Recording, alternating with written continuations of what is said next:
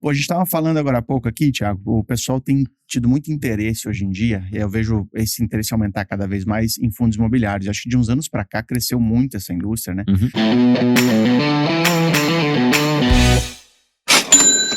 E eu acho que, eu não sei se isso está ligado ao fato do pessoal entender um pouco mais sobre a questão de imóveis, já tem uma cultura no Brasil, né, das pessoas lá atrás, né, investirem em imóveis, terrenos, aluguel, né, aquele negócio do aluguel mensal. Cara, como é que você vê? Eu vi que você falou que migrou uma época de ações para fundos imobiliários. Como é que você vê esse mercado hoje? Que você acha que é interessante ter uma exposição na carteira? O que você me diz disso? Bom, vamos lá. Quando a Suno começou, tinha 80 mil investidores em fundos imobiliários, hoje tem 1,7 milhões, multiplicou por 20 nesse período. Eu acredito que fundo imobiliário cresceu muito porque tem a ver com o brasileiro, em vários aspectos, né? Primeiro, é imóvel, né? O brasileiro tem essa característica de gostar de investir em imóvel mais do que outros países, né? Por exemplo, nos Estados Unidos, a cultura de ação é muito forte. Eles investem em imóvel também, mas assim, a cultura de ação, ela supera até o investimento em imóvel. Tem uma porcentagem alta, né, de americanos que investem em ações, quando comparado ao Brasil. É um negócio bem discrepante até, né? E no Brasil é o contrário, né? O brasileiro médio, ele gosta de imóveis. Talvez pela herança inflacionária. Tem gente que até culpa os portugueses, né? Porque o português gosta de imóvel, em geral gostava, né? E o fundo imobiliário dialoga com essa questão dos imóveis. E acho que outras coisas que ele proporciona, como a liquidez muito mais rápida, a volatilidade menor que as ações na média, né? E principalmente o dividendo mensal, acho que atraíram vários investidores para essa categoria, e que eu acho que é uma categoria vencedora, né? Não é um conto do vigário, como alguns falam. E assim, é uma questão de números, não é questão opinativa. Eu sempre gosto de tomar decisões baseadas em dados, em evidências, né? Na hora que você pega o IFIX, que é o índice dos fundos imobiliários, desde a sua criação há mais de 10 anos atrás, e olha que ele foi criado no pico do boom imobiliário lá em 2010, 2011, ele performou melhor que o CDI e melhor que o Ibovespa, né? Então, foi um bom negócio. Quem comprou ali fez um bom negócio. Foi o melhor negócio do mundo? Não, talvez o melhor negócio do mundo tivesse sido comprar ações da Apple, mas também não foi o pior negócio do mundo, né? Que foi comprar, sei lá, ações da OGX. Performou melhor que as ações na média e performou melhor que o CDI. Se você compra uma categoria que performou melhor que as outras, eu acho que você fez um bom negócio e está longe de ser um conto do vigário. Legal.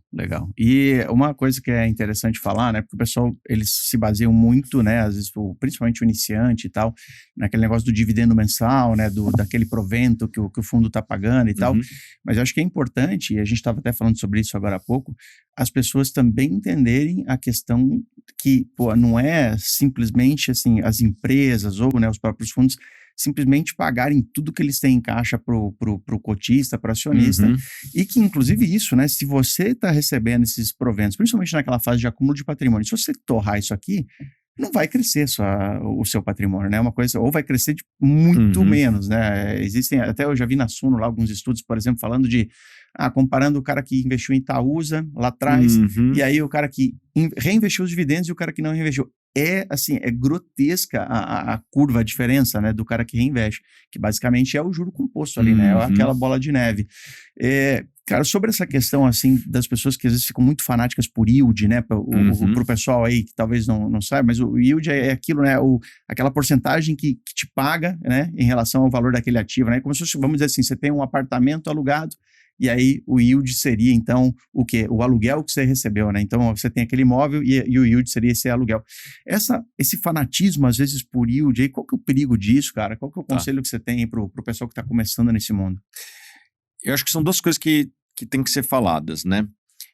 Primeiro, é potencial de crescimento, e outra coisa, risco. Yield é importante? Sim, eu acho que pode ser um bom negócio, mas está aí o Google, o Facebook, a Berkshire Hathaway, que são empresas que até hoje não pagam dividendos, né, e que foram um ótimo investimento. Então, não é só yield que você deve analisar, você deve analisar outras coisas. Como eu disse, risco e crescimento da empresa, né? Eu acho que esse é o problema de que muitos investidores só analisam o yield e não analisam esses outros dois critérios que são importantes também, né? Então, eu acho que você deveria pegar o yield e analisar as outras coisas também, né? Então, vamos lá. Eu vejo muitos investidores que vão lá numa ferramenta e ranqueiam do maior para o menor yield e compram os maiores yields. Qual que é o risco dessa estratégia? Você não está levando em consideração o risco. Só para te dar um exemplo, né? Quando você empresta para uma empresa grande, tipo uma Vale, sei lá, uma Ambev, as empresas elas pagam menos juros, né? Porque elas são mais sólidas, elas têm mais histórico, elas são empresas que nunca tiveram problemas financeiros a ponto de não pagar seus credores. Por conta disso, ela paga menos. Agora, uma empresa que acabou de sair de recuperação judicial, qual que tem mais risco? Né? Essa aqui é natural que você tenha que pagar, que ela tenha que pagar mais yield, porque ela tem mais risco de fato. Então, se você chega e fala, não, só vou emprestar para essa empresa, não vou emprestar para a Vale, e não leva em consideração o risco, pode ser que você esteja emprestando para uma empresa que não tem capacidade de pagar. E isso acontece muito nos investimentos. Às vezes a empresa ela não tem condição de pagar para sempre aquele yield. Então, essa é uma coisa que o investidor tem que tomar cuidado. Não olhar somente yield, olhar também o risco. Outra coisa que os investidores fazem, né? E eu recebo muito essa pergunta. Tiago, por que eu investiria numa empresa que paga só 3% de dividendos se tem fundo imobiliário pagando 10%? Então, comparando duas coisas diferentes, né, cara? Essa empresa muitas vezes está retendo o seu lucro, pelo menos parcialmente, para investir no seu crescimento. Hoje ela paga 3%, mas em algum momento ela pode estar pagando muito mais. Eu, quando comprei ações da Unipar, cara, acho que ela nem pagava dividendos, ou se pagava era muito pouco. E hoje eu recebo por trimestre, passados 5 anos, mais do que eu investi lá atrás. Isso é muito legal, né, cara, quando acontece. Eu dei sorte no meio do caminho, não tô tirando também o poder do acaso. Mas onde que eu quero chegar? Você não pode só analisar o yield de hoje. Você tem que analisar o potencial de crescimento que a empresa tem. Pô, a empresa tinha lá uma atividade que não era lucrativa, consumia caixa, mas ela já tinha dado sinais que ela não ia mais investir naquilo lá, ia desinvestir. Pô, na hora que você tira um câncer do paciente, ele fica mais saudável na média. Foi exatamente isso que aconteceu ali, né? Então, você não pode analisar somente a fotografia, você tem que analisar o filme e para onde a empresa está indo, né? Então, acho que esse é um cuidado que as pessoas têm que tomar com o yield. Yield é importante, sim, mas jamais pode ser analisado.